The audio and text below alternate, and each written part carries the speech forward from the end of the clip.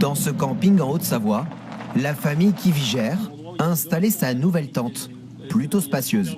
Bienvenue dans notre tente. Visite guidée en restant debout. Donc il y a tous les vêtements de toute la famille avec les trousses de toilette. Ici on n'a pas encore des cintres mais tout ce qui est côté chaussures et penderies. De nombreux rangements, un espace cuisine, 3 chambres. Tout est organisé, pratique. Gabin, 7 ans, et conquis. Là j'ai mis mon cahier de vacances, j'ai mis ma trousse, ma casquette, mais je préférais. Ça fait un peu comme à la maison. Une maison gonflée en moins de 5 minutes. Avant c'était que des systèmes comme ça où toutes les tiges étaient emboîtées en fait. Tous les arceaux où il fallait se croiser et puis c'était beaucoup plus long. Il suffisait d'avoir juste des mauvaises conditions climatiques et là ça devenait l'horreur pour monter alors que là même avec un petit mauvais temps on peut quand même très facilement les monter.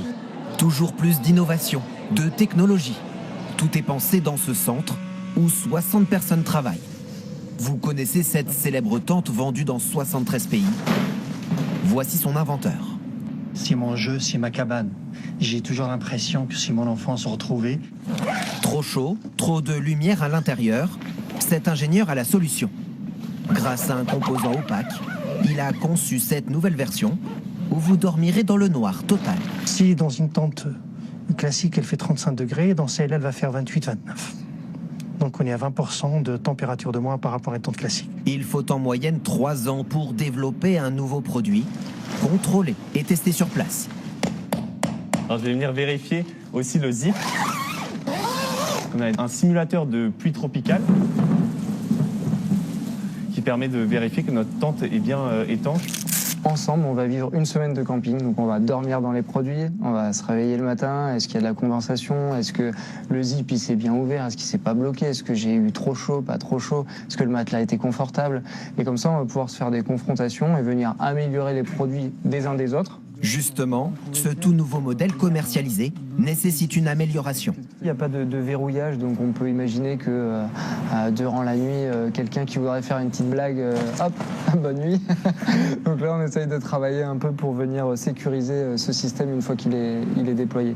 Comptez entre 65 et 300 € pour une tente de place. Ça permet d'avoir une tente ultra légère. Parce que voilà, pour une 2 personnes, on est à 1,5 kg, je crois. Ce que je recherche, c'est la performance.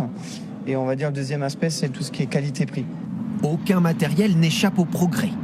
Même les chaises de camping, 4 fois plus nombreuses qu'il y a quelques années dans ce rayon. Une des chaises les plus légères fait à peu près 500 grammes et elle peut être transportée partout. Elle est facile d'utilisation. Celui-ci est bien plus agréable. Ah oui, celui-là est très bien.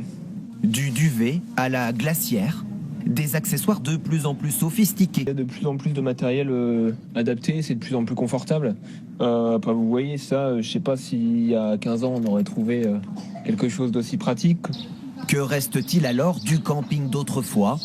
Le réchaud pour cette touriste hollandaise. On voyage en transport en commun, donc nous devons avoir quelque chose de léger. C'est très compact et facile à transporter. Voici sa version un peu plus moderne pour cuisiner. C'est la première fois en fait qu'on part en camping, donc on a été acheter tout l'équipement voilà une semaine. Et du coup on a trouvé ça, c'était un peu plus cher qu'on va dire que le petit ustensile, mais on s'est dit qu'on pourrait le réutiliser plusieurs fois et de fait c'est super pratique.